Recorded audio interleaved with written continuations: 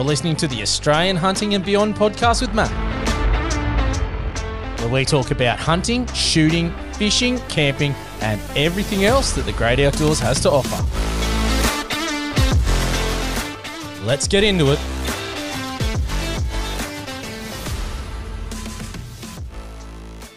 Hey guys, before we get into this episode, there's a couple of things I wanted to go through. Firstly, I've got a bit of a surprise for you guys at the end of the episode. So I've been asking for Rut and Raw stories, and we've got our very first one. So make sure you stick around and hear that at the end. It's been a very sad week in the hunting and shooting community with the passing of a legend, Nick Harvey. I just wanted to dedicate a little bit of time to the podcast because he was somebody that made a significant positive contribution to my life with his articles and everything he did. So what a great life. 93, I think he got to, and mate, I only hope that I can live as long as that. But his legacy will live on, and it will be something that I don't think anyone will surpass. So to Nick, cheers, mate, for all the memories, and rest in peace. All right, without further ado, let's get into this episode. It is a really good one. I thoroughly enjoyed it, so here it is. Exciting news, because I know I've been talking about it for a while, and I finally pulled the trigger, so to speak, on the new rifle. End up going the Tikka Aspire in 308, and I'm super excited to get it. Now I've made that decision after a lot of difficulty. The next step is, I need to get a good scope, because if you've listened to the podcast for a while, you know my old scopes have failed me a couple of times in low light, which sucks and I'm not happy with. So I thought, who better than to get on to discuss all things scopes, and also about a product that I've heard good things but haven't seen a great deal out in the marketplace, which is starting to change, which I like. So tonight I'm joined by Josh from The Modern Hunter. Josh, thanks for your time, mate. How are you? Good, thanks, Matt. Thanks for having me on. No worries, mate. So let's get into it. Maven Scopes, you guys are the distributor. Yep. Can you talk to us about how that came about? I've heard really good things about the Maven Scopes, but I haven't seen a great deal out in the marketplace, especially at the local gun shops. Why is that? Yeah, so Maven, I guess in the optics world, is a reasonably young company. Probably, I think they're going on 10 years old now. So it's a US company based out of Lander in Wyoming. So we're the distributor here in Australia and New Zealand. The reason you won't see them in stores is we follow the Maven US business model of direct to consumer. So the whole goal, I guess, is to make as high quality product as they can, with sort of skipping a few of those pricing tiers, step ups, to try to hit a shelf price in stores. Which, I mean, it is a bit of a unique system, and I know a lot of companies, not in so much the shooting community space, but external, it is one that direct to the customer has a lot of positives. You're cutting out a lot of people taking their piece of the pie along the way, which is sort of nice to the consumer. So if someone wants to jump and check out the Maven Scopes, how are they doing that at the moment? So our goal is to get to as many expos, club meetings, which includes hunting club meetings, archery, like 3D archery club meetings and things like that. And I guess there was a little bit of a dampener to those type of things a couple of years ago, which everyone went through. But we're trying to start to roll all that out again now. I guess the biggest thing people doing at the moment is contacting us directly. But our greatest market at the moment is just word of mouth. So guys that have used Maven or seen us at expos and club meetings and that sort of thing, telling their friends about it.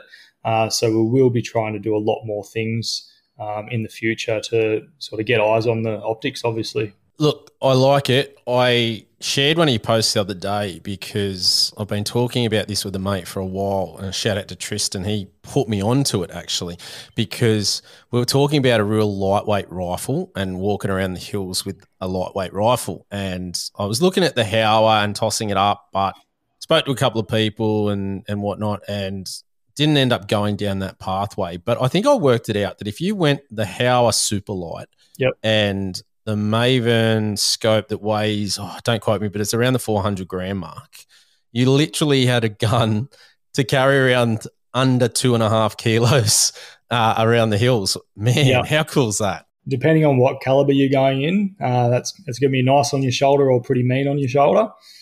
But yeah, you can get them pretty lightweight. I think the lightest weight offering at the moment is 330 grams. And then, yeah, to step up from that, you're around 400 and something grams. All right, so let's talk about the scopes themselves. All right, so I've got my 308. Let's just do a bit of a role play here. What would you be recommending me to throw on that? Because that's going to be the workhorse out in the state forest chasing deer. Yep. What scope are you talking me through? If money's not an option, forget all that. What would you be recommending? Money's not doesn't have a play a factor. So what I've been hunting with for the last 4 years on my 300 is the RS1. So your first focal plane scope, 2.5 to 15 by 44 mil objective, I think it is. What I've been really excited about has been coming for a little while is the new RS 1.2.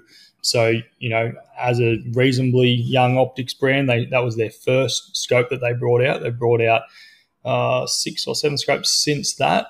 They've just sort of made a 0.2 option of that scope. So they've now included illuminated reticle as well as an elevation turret on top, which a lot of guys sort of have been leaning a little bit more towards. Even with your state forest hunting, just want to know that they can get their elevation dialed right in if you're taking a shot from 20 yards as we had before, or up to that 500-600 yards. So RS 1.2, which is a new release from Maven, which we're stocking now. So that would be my ultimate state forest hunting scope. I like the sound of it. One of the non-negotiables for me was that illuminated reticle. Yep. I've been sort of sitting there going, there's been a couple of opportunities where I've had deer in the scope, but it's been that dark or it's been that hard to see. I wasn't comfortable in trying to take the shot. Yeah. And that was really disappointing, especially, you don't get a great deal of opportunities in the state forest. So I have been let down big time by my old scopes. So that's one at the moment and that's why I sort of say if money's not an option, because I know people invest a lot in their guns, but I think the scope's just as important, if not a little bit more important, because you can't pull the trigger if you can't see through the scope. And we know when deer like to be out and about. So the more quality glass you have, the better, in my opinion. Agreed. Yeah, it's quite common terminology that everyone uses these days. Spend more on your scope and your glass than you do on your rifle. But I think with the illumination thing, it comes into account that your reticle's just going to be a black line in most scopes, and unless you've got bright enough glass through that reticle, then your reticle's not going to stand out as well. So those early hours of the morning, late evenings, your reticle's not going to stand out as much if your view isn't as bright. So it's going to come into it as an overall package. Yes, illumination helps, but I think you're sort of playing little bits of everything into that. Okay, so what are the other scopes that you guys have out there, and would you recommend a couple of different ones for different scenarios? Yeah, for sure. Depending on, I guess the question we ask a lot for customers that want us to give them a bit of a guide is, what's your expectation of what the scope's going to do compared to what you've used before?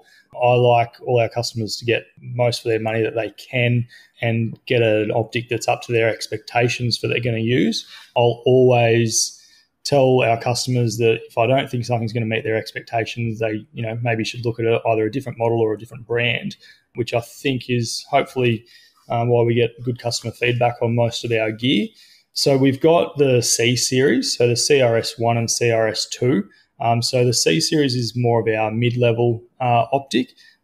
So they're both in an inch tube, and then you go into the R series. So they're the C series, Japanese, Chinese components, all assembled in Japan, whereas the R series is all Japanese components and assembly. A little bit difference noticeably in glass quality, overall build quality, quite similar, but you're definitely going to get more features in the R series, and the premium's paid for that as well. I mean, that's pretty much every product. The more you invest, the better quality the tech and the gear. So, an analogy I always use in the optics world, it's you can go to the butchery and you pay $10 for a kilo of meat. You pay $20 for 2 kilos, $30 for 3 kilos, but it doesn't quite work the same in the optics world. The more you pay, you're hitting that ceiling of quality all the time. So you're paying double, but you might be getting 20% better. You pay triple, you might be get 10% better each time you go up. So it's a really difficult thing to improve on such great products that every brand has at the moment. And look, I guess there's so many different scopes out in the marketplace. Absolutely. So for me, one of the things I liked is when I got in contact with you to have a chat, I was talking directly to you. So, which I personally feel that's a really big benefit because you're talking to the people that are invested in the product here in Australia. Yep. Sometimes, shout out to all the guys that work in gun shops, but they all have various different opinions. They're not really understanding one product probably as well because they've got such a vast array of it, not dealing with the manufacturer, et cetera, et cetera. So there's pros and cons to all of it. But for me, I really enjoyed the fact that I rang you up, you picked up and went, yep, I can tell you about it. We had some really good conversations.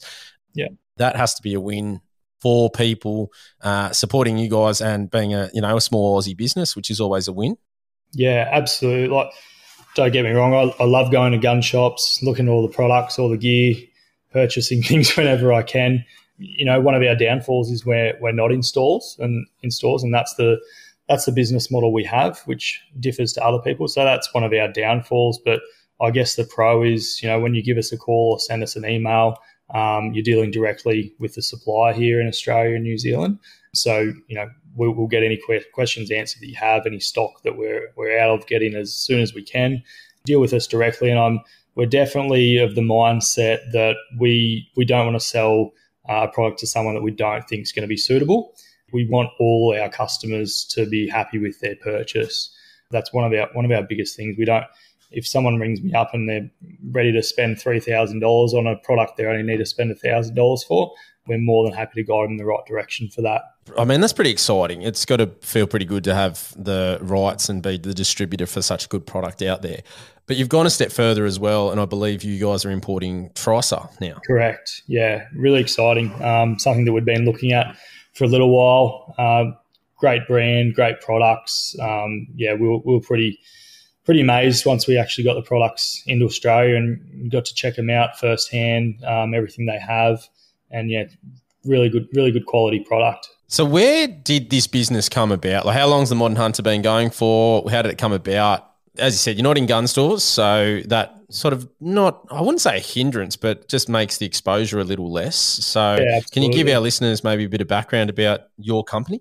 Yeah, absolutely. I guess it came about, I was probably a little bit later than some others into the shooting game, sort of early mid-20s. So I got my hands on my first firearm and firearms license, and pretty much started off doing a lot of fox shooting, sort of spotlighting and that sort of thing, and had no idea that you'd find deer in the Australian bush. And once I discovered that, I got a bit hooked, like a lot of guys did, and was just amazed really. And that's when I started looking at, bigger calibers, different rifles. I think I probably did 8 hunting trips in a row without even seeing a deer, until I really started to do a bit more study and practice and learn what was actually going on. So the business came out of a little bit of a shooting background, plenty of retail and business background as well, and just a love for anything products related in this industry. Just love firearms, optics, gear, kit, just anything I could get my hands on. And it came through a business that we previously in, and it sort of transformed into the Modern Hunter.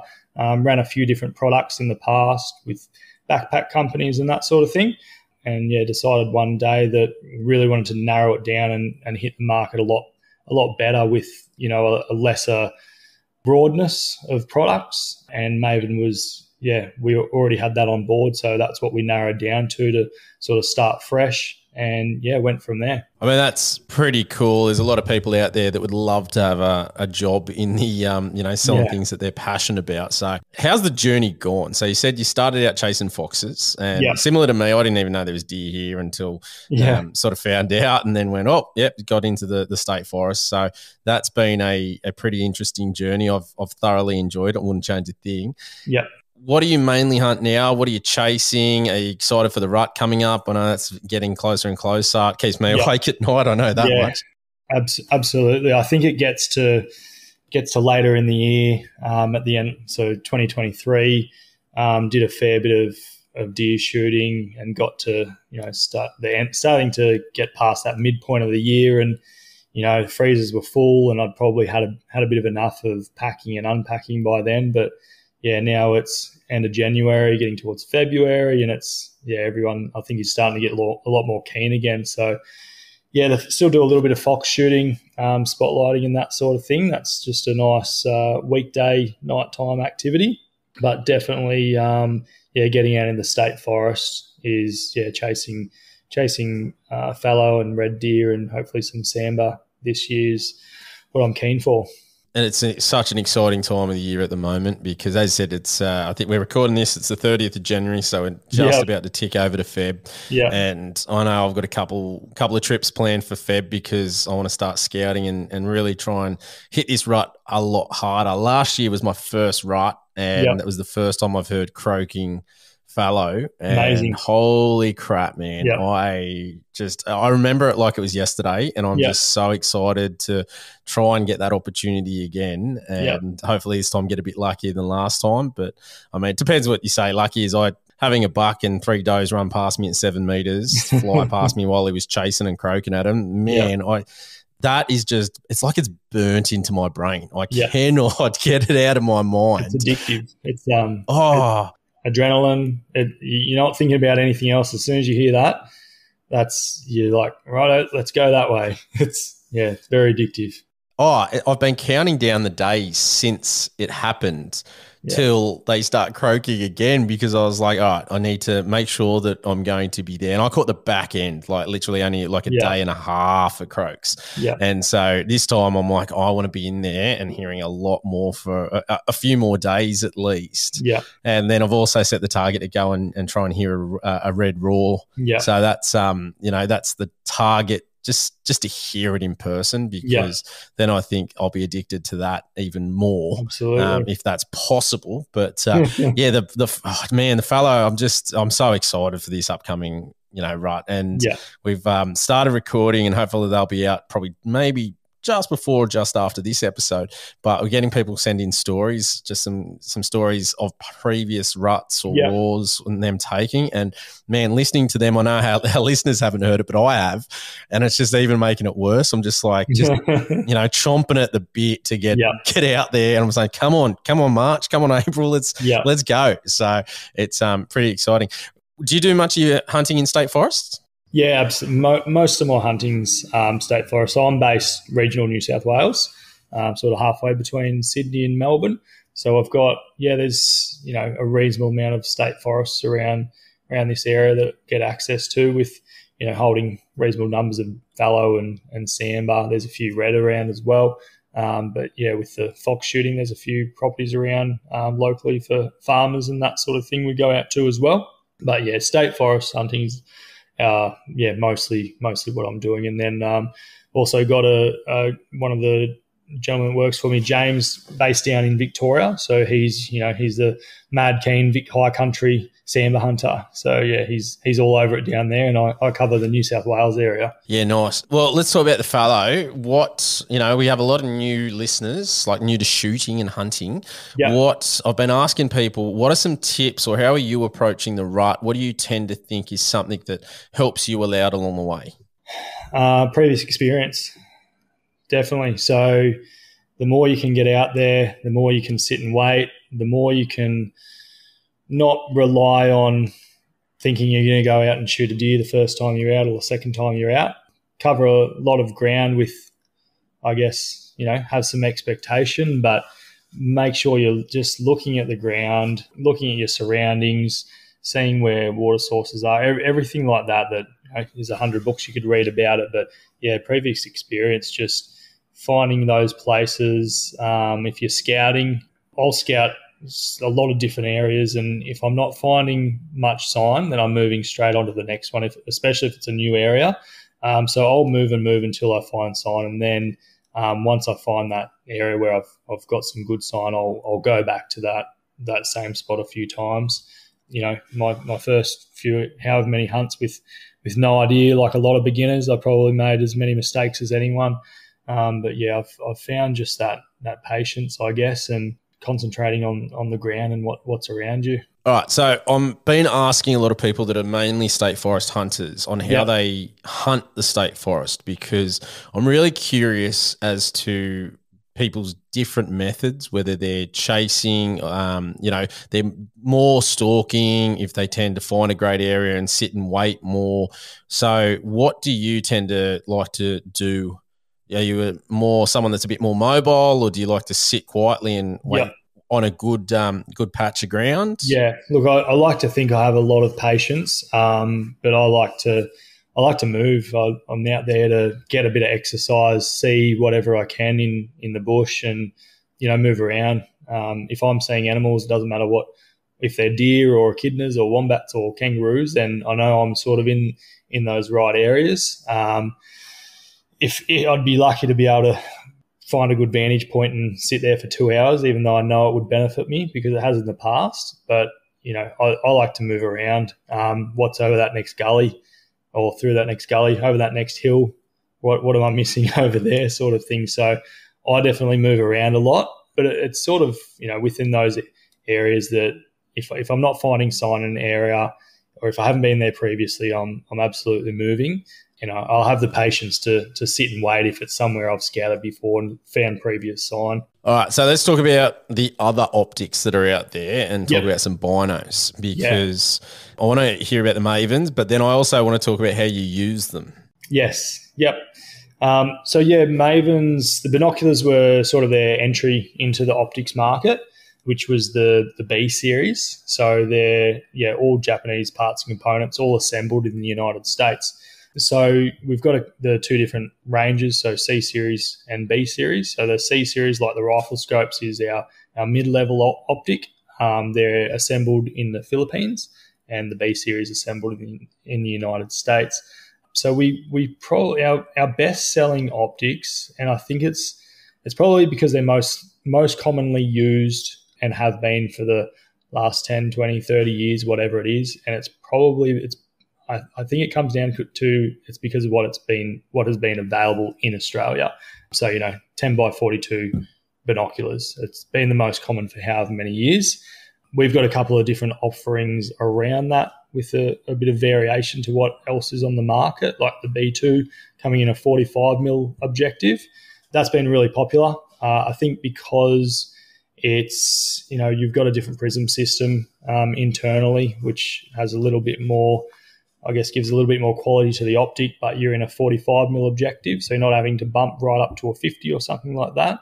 But yeah, we've got a pretty, the line's quite standard compared to other guys on the market, and just depends what you're going to use them for. Like, we get customers anything from, on the farm looking for stock, we get bird watchers, guys shooting 3D archery comp, just anything really. All right, so how do you glass when you're out and about? So you like to move a lot. When we're saying move, are you, a couple of steps glass, or do you tend to find sign and then slow down and glass? And how do you go about that? Yeah, absolutely. A few. If I'm in a closer area without much, if I'm in a forest that's pretty dense, I'll be doing a lot of glassing if I'm trying to move around areas. But what I'll mostly try to do is find a better vantage point. So I'll head up a little bit higher if I have the opportunity, and glass from there. And as long as I'm not opening myself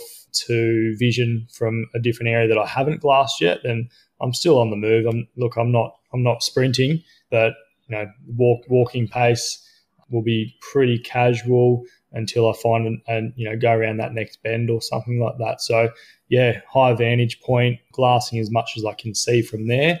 If I've moved up another 20 meters and another area opens up, then I'm glassing again, unless I'm heading to somewhere that I know I'm set out for and been to before. That's usually the tactic. Yeah, no, it's interesting because I know, speaking to a couple of people, they'll take 3 steps and they'll glass, and I struggle with doing it so often, and that might be why I'm not so successful. But it's one of those things, trying to find that right balance. And I love asking people the different questions on how you do it and what you're finding. It's just it's interesting to hear people have such a vast array of things that work for them. Yeah, and if it works, it works. As far as I'm concerned, if you find something, absolutely. I know guys that'll park the ute, walk 100 metres up the hill, and they'll sit there for 8 hours. It's not for me. I'm out there to find animals.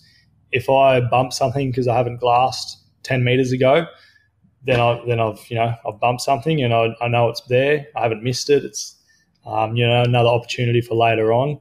I know that's not how a lot of guys will do it, but I'd prefer to bump something and know I've been aware of it than not see it at all. But yeah, taking your time's a good thing to do. But I think with everyone these days, some guys might get 4 days a year to go hunting, and they want to make the most of it.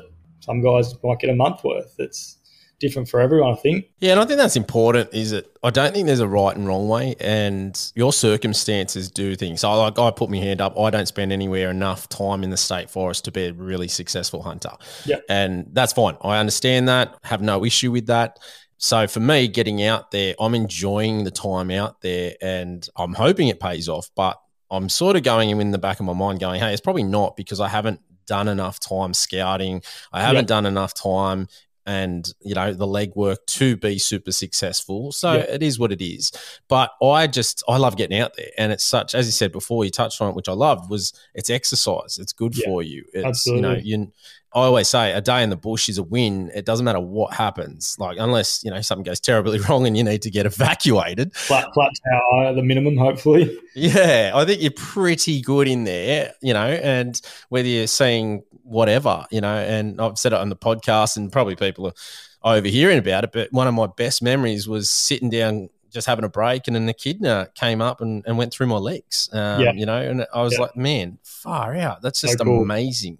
That's a cool experience. Absolutely. And I think hunting means different things to different people. And I think that's, it's one of those things is I don't think hunters, like every sort of group, it's hard to put yourself in other people's shoes. So everyone sees it from their own sort of perspectives and like. Yeah. And I think that's one of the things is that everyone has a different reason for doing it. And I try and be super tolerant for everyone, because it's sort of like, well, just because I don't agree with what they're doing doesn't mean it's wrong. Yeah. It's one of those things that they might sit there and go, well, what you're doing is wrong too. And I saw a post the other day on the Fallow Deer Hunters of Australia at my admin, and it was, maybe it wasn't that, but either way, it was a person shot a fallow and a fawn. Mm-hmm. And it was a bit of the comments were super interesting, and he sort of copped a hammering, but at the end of the day, he was taking it and he was taking it to eat as well. And it was sort of like, well, he's there for meat. Yep. I don't personally see the issue with it. I think that it's better than him leaving the fawn and, it starving to death or whatever happens. It was humane. He got both. That's a win.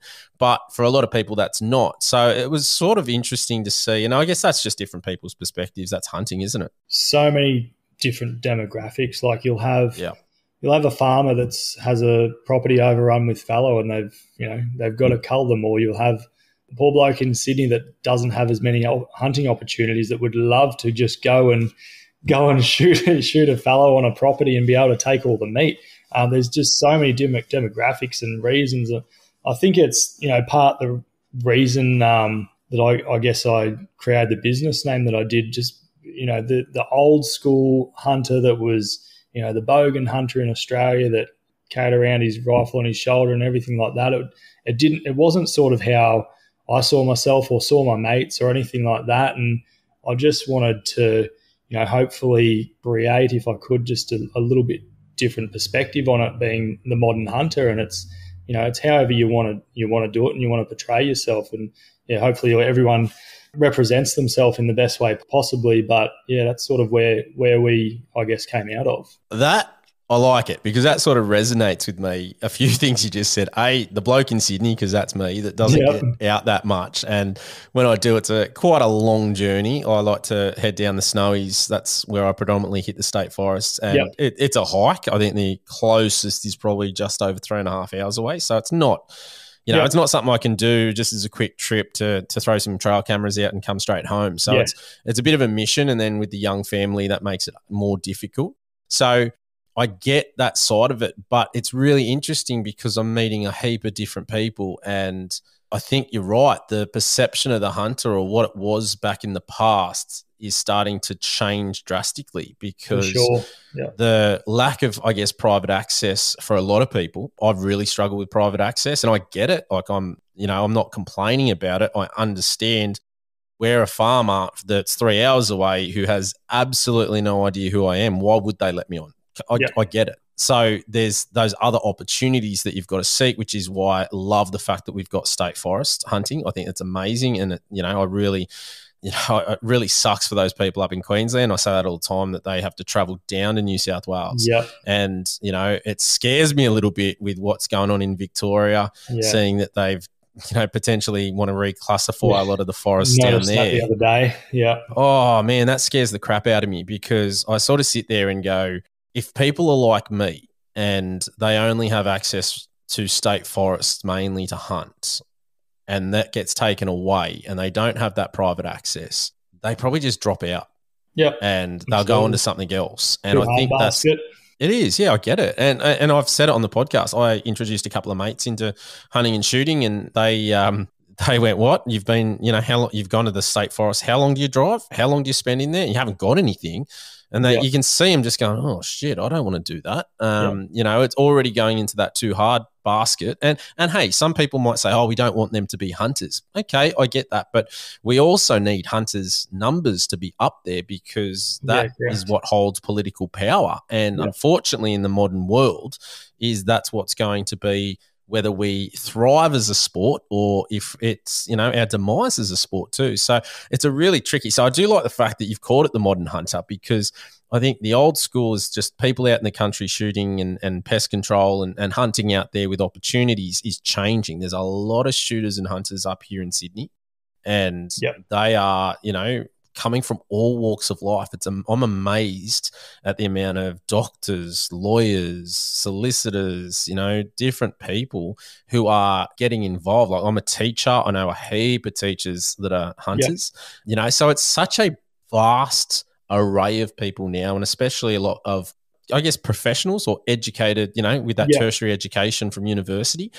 So that's such, it's a different group dynamic now, and that's starting to evolve and shift. And I think that's only going to benefit what we do.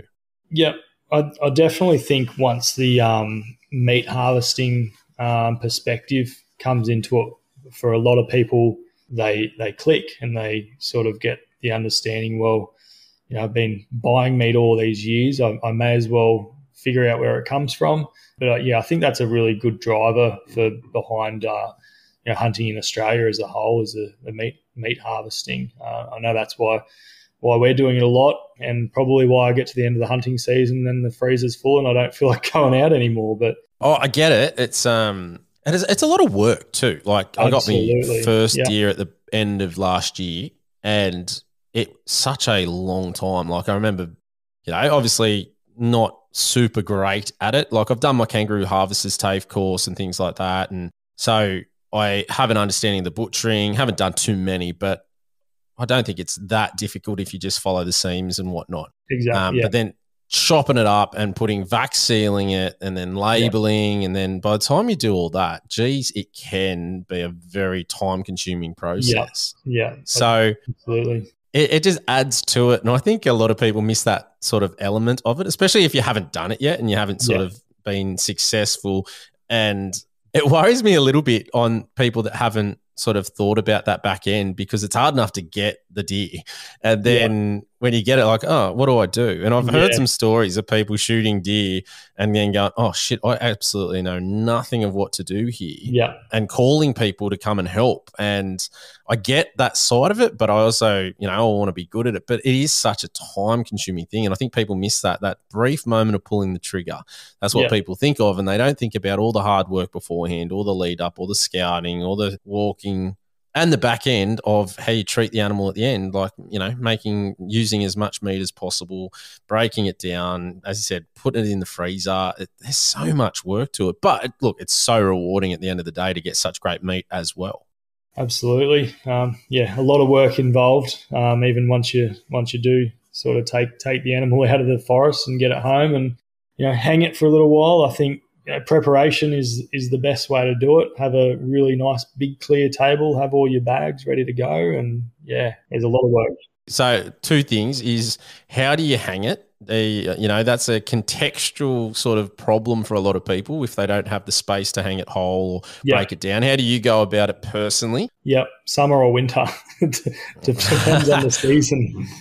Well, I suppose you're being down there, you're probably cold enough to winter just chuck it outside. Yeah, standardly, taking the animal whole, obviously gutted and headless, and it'll hang in the shed. Got a little bit of space in there for, depending on the temperature. If the colder it is, the longer I'll leave it.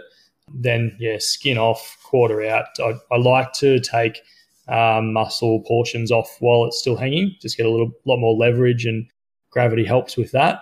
And, going from there in the kitchen. But, it'll sometimes be a quartering out job, and back straps and legs and whatever else we can get at the time.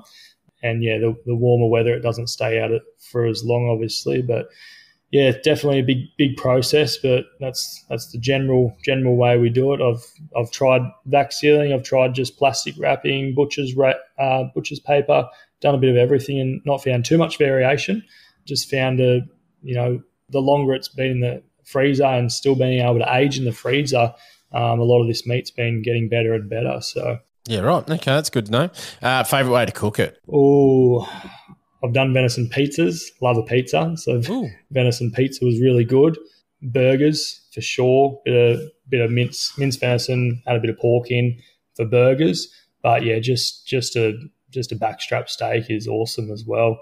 I don't know if I have a favourite. I think just the variation of how we do it's my favourite. I'm big on cooking. Absolutely love it. Yeah. So it's one of those things. The problem I've had is I've got so many ideas and different ideas of how I want to treat it and what I'm going to do with it. I probably need to get another deer because I've run out of meat already, and I've done all these different things with it. And I'm like, oh, okay, I need to fix that one up. So it is one of those, I guess, problems. Mate, what's your favourite memory? What's the best hunting trip you've had, and was it successful, or was it just a great trip? What have we done recently? We did a Vic trip recently with a few guys down to a hut in Victoria. Saw a few deer, didn't put anything on the ground late afternoon by the time we saw anything on the run, but just really, really good bunch of guys, 2 nights in a hut, got to see some really good country. The last year just gone, had fair bit of success on the reds. Really, really early morning hunts, glassing reds from, kilometre, 1,500 away, and then doing the stalk into sort of 250, 200 and taking 2 really nice stags. So there's been, last year was really, really good, and the year before, really nice fallow on a hunt. Probably, that actually the 2 years ago, I was driving, went and saw some mates up in one of the state forests, and as I was leaving, I saw a fallow stag just standing on the side of the road, fallow buck, sorry, on the edge of the road, and sort of pulled up. He didn't go anywhere. I didn't have a permit for that forest at the time, so I was just watching him, and then he's just trotted off. I thought, all right, we'll go back and have a look for him when we get a permit tomorrow or the next day. So I went back out with a mate the next day. We both got permits, went out, and we decided we'll camp for the night. And he'd not shot a state forest buck before. So the next morning, got up nice and early. We were hearing croaks all night, all morning, wandering around in circles, sit still for a while, came up with a game plan. And we thought we'll attack that next gully, go down there and see what we can find. After, 4 hours of hiking around, wet boots, wet everything, probably 200-300 yards from the vehicles, I see a little bit of a rustle on the edge of the bush and pointed my mate in the right direction. I said, just lift your head up a little bit more. I think you will see our mate we saw on the side of the road the other day. So there he was and took him. So that was a really good moment. Mate's first state forest fallow buck, and he ended up getting him mounted, and I tracked down another one, nice chocolate buck, later in that afternoon. So I think that was a couple of nights camping, and it was so interesting to see that buck I saw 2 days prior, floating around the same sort of area. There was lots of other deer around, but not the one that we were chasing. And then, finally tracked him down. That's pretty cool. I sort of sit there and I've put some trail camera footage up on YouTube of some of the spots I've had them in, and there's a couple of different fallow bucks. So I'm super keen, to try and get down there and see them. It's funny though, isn't it? Because when you're on public land, you're sort of sitting there going, I wonder, it's in my mind that I wonder if they've been taken already. Especially when you hear the first shot at 6:30, the second shot at 7, third, fourth, and fifth by 8 o'clock. And don't know what that is, but yeah. It's public land hunting, hey. It's all part of the whole process of it. But I sort of sit there and it's just – I sometimes lay there at night and go, I wonder if they're still there. I just got there, they're there, and then the one I missed last year too, and I'm going, I wonder if he's still about and will I get the opportunity? And it's just, I think even that, just to have something that you get so excited for, I think as you get older, they diminish and it gets less and less to get something that just excites you to the point where you're laying awake at night, just can't sleep. And I get like that every time I have a hunt. Yeah. Every time I know I'm going away or whatnot, I just lay there. Even sometimes I'll wake up at 4 a.m. or 3 a.m. and I've got fallow on the brain at the moment. So it's probably not great for the sleep habits, but it's exciting. It's something that I just sit there and go, oh, let's go. It's just interesting. It's just, everything about it. I find it super interesting. And then once you start looking at the other species as well, it's just, it's never ending. Yeah, I'm with you there because I just sit there and go, I really want to learn about all of them. They're just such amazing creatures. Yeah. And they've all got their own, special sort of habits and different ways to do it. And I think that's been such, I guess one of the things of the podcast that I've loved is talking to different people and hearing just different ways to attack different animals and what they've found. And it's all these things that it's sort of, I absorb it all in. And then when I get out there, just put different things into place. Yeah. And, I'm big on, I always say, I don't mind the acronym sort of FAIL. I see if you fail, it's a first attempt in learning. Yeah. So if you learn from that, it's not a big deal. If you do the same thing over and over and over and get it wrong, well, you're not learning. So then it's a proper fail. Yeah. But, for me, that's the whole journey about this, to keep learning as much as possible about those, fantastic animals and just getting out there and chasing them, because when you reflect on it, a lot of people will never do that. No, and absolutely. Especially in this country, you think it is such a small minority that will get the chance to do such a thing. I think it's just such a privilege that we are able to do it and go out there. And, it gets really exciting for me. I don't want to wish time away with my children because I love the age they're at, being so little and just playful. But I really want them to get older and get out with me and be that age where they're understanding it and learning as well. Because I didn't have that. I was a late onset hunter, as similar to me, probably, as the term is now. But very similar to yourself, I had a gun license, I think 20 or something around that age, and just hit 40, but really didn't chase deer till 2019 and then COVID hit and whatnot. So it was a bit of a pain in the ass, and the bushfires, it was just not a great start to it. But, with all that behind us, that's fantastic. And that's what I think gets me more excited, is now having a bit more time to get out there and chase them. And, learning a lot with the podcast has been fantastic. And I know a few listeners are the same. I love when I get a message from someone that got their first deer in a state forest, or they just got their first deer in general, and they've said, oh, man, just wanted to let you know. And, I've just listening to the podcast has helped. How good. It's awesome because, I'm on that journey too. And it's great that other people are on that journey with us. So it's just an awesome thing. Mate, what are the future plans? So, you guys are growing. It's exciting with some new products coming out of Maven. Yeah, for sure. There's always undisclosed future releases, which we will see in the future, I guess. But yeah, definitely on the up and up. So it's always been sort of one of those, I guess, semi full-time to full-time roles. But we're really wanting to, I guess we're getting more popular now and really wanting to get into the community a lot more, access with attending archery club meetings, 3D archery shoots and that sort of thing. We've got the expo coming up later in the year.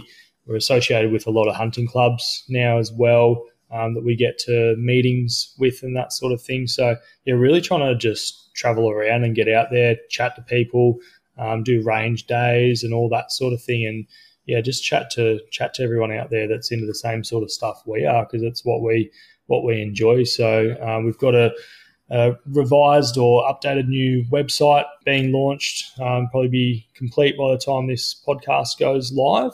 A few new things on there. So yeah, there's a fair bit happening that we're aiming towards. Yeah, that's super exciting, and I think that's it's one of those things that the more you get it out there and the more people that see it, I think it'll just go from strength to strength, and it'll be fantastic to see that grow.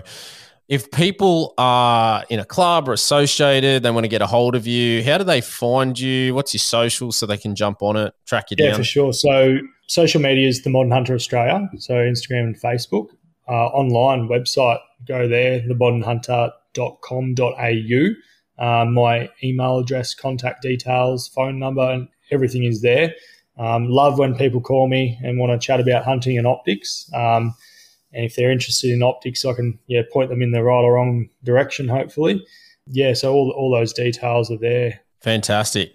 Well, guys, I've had a great time. It's good to hear some things. I know with the upcoming rut, we're all probably looking at gear and thinking, what can we get better? What can we upgrade? Like I always do. It's a problem. Yep. It's very hard to talk about this stuff because my wife does listen to the podcast occasionally and I have been caught out multiple times talking about upgrading or spending money, and yes, that's never a good thing. So she's very forgiving, thank God. So I'm very lucky in that. You just have to get the meat harvest savings, savings across. Man, I've been asking her to come on the podcast because, as a couple of people that are mates can attest to, she gives me so much crap because we grow all our own veggies and she's got the chooks up there, and everything that she's doing is just producing heaps. So we like 80% of the veggies we eat are straight out of her garden. Yeah. So literally, I just cop it that I just can't supply the meat anywhere near as consistently as she can, because it was that I couldn't even get a deer. And then when I got that, it turned into, well, it doesn't come often enough. There's not enough of it. So it's been that rolling joke, but she's always on my back to keep me grounded, as one of my mates, Frank, always says. Listeners, send the meat in. Listeners, send it in. I'm all good with it because I love to earn it. I like to do the hard yards, so I've got no issue with it. But when she's saying it's the most expensive deer I've ever eaten, and it makes it a bit tricky and it makes the thing. So I've got to be careful what I say on this podcast now because she could find out, or I could get dobbed in. That happens occasionally too. So got to be very, very mindful. But, mate, look, really appreciate your time coming on the podcast. I know it's one of those things. You're a busy man, and I appreciate you giving up your time to come on and talk to people.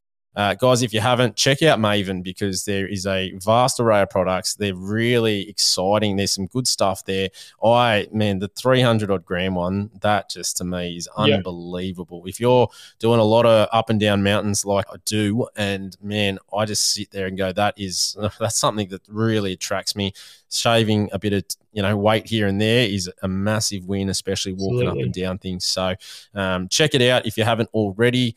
Mate, thanks again for coming on. No problem. Much appreciated. Thanks for having us. Not a problem at all, mate. Love the conversation. Thanks for coming on again. And now for the listeners, as promised at the start, here we go. Our first Rut and Raw story from someone I'm sure you know, and he's got an intro.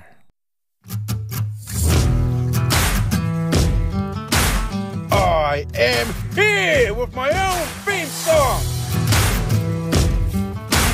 Finally, the king is back on the Australian Hunting and Beyond podcast.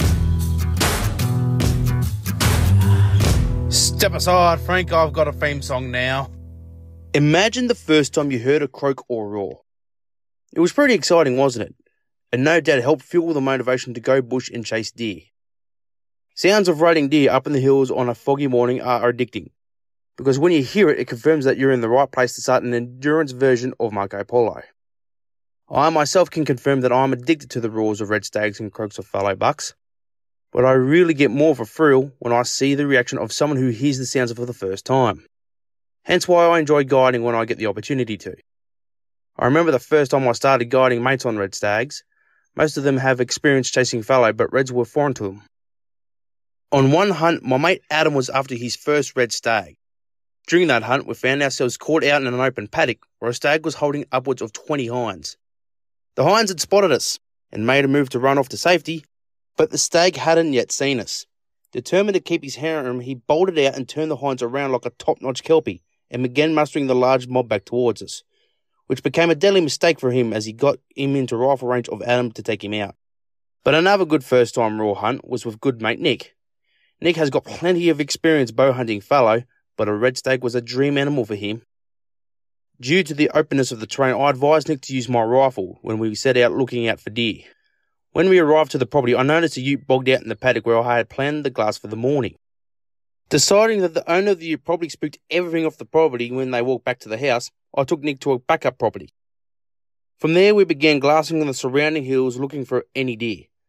At first, we could only find a knobby stag with a couple of hinds, but then over on the opposite hill face, we heard. We looked over and got eyes onto a good stag, and we quickly made a move down the hill we were on and moved across, climbing up a steep bank to where we last saw him.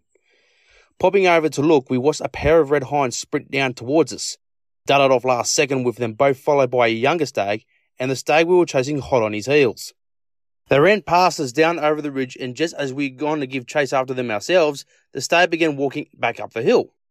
I pulled out my camera to try and start filming just as Nick raised the rifle up beside me, and as I got the stag into frame, the stag took the hit and ran downhill out of sight. I had pre-warned Nick before that if the deer didn't go down after the first shot, he'd have to reload and take a second. Worried it wasn't a fatal hit, we gave chase to where we last saw him, and I was quite happy when we reached the top of the hill to report to Nick it was a good shot, as I could see the stag down on the ground. I could see instant relief on Nick as we approached the 10-point red stag, and after a few moments of admiration of the animal and recalling what happened, we loaded him up on the back of the ute, butchered him and caped him out. Although the meat is well and truly gone by now, the stag hangs proudly in Nick's home. Unfortunately, not every hunt is successful. You will make mistakes along the way in pursuing deer. An example of this was when out hunting with a mate chasing a particular deer.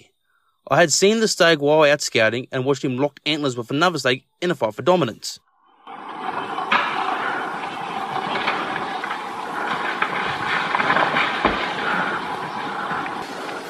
I returned a couple of days later on a wet and horribly windy day to try and relocate him. And I did. The stag stood in some thick scrub with a few hinds offering a perfect broadside shot, which I took. The stag instantly hit the ground, and I was pretty certain I had a good new PB on the ground. But I was greatly mistaken.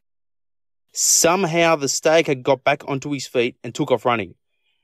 We tracked his prints but could never find blood, and he was gone. What happened? What went wrong, you may wonder? Well, to put it simply, I shot too high. There's a section between the spine and the shoulder where there's a pocket of just nothing. The stag took the bullet, no doubt, and certainly felt the hit, but it didn't hit anywhere vital or do any long-term damage. I later found out in the following rut season that a hunter on a neighbouring property had hunted the stag and it showed he was pretty healthy with no visible damage to him and was still rutting hard. You can never really predict how a hunt will unfold, but all you can do when out bush is keep hunting and hunt hard. If you have a topic, guest, question, or any gear that you want to hear about on the podcast, shoot us an email, australianhuntingandbeyond@gmail.com. Alternatively, find us on Facebook, Instagram, and Twitter. All the links are in the show notes. If you haven't already, make sure you give us a review and subscribe to our podcast on whatever platform you're listening on. Thanks for joining us, and we'll catch you next time.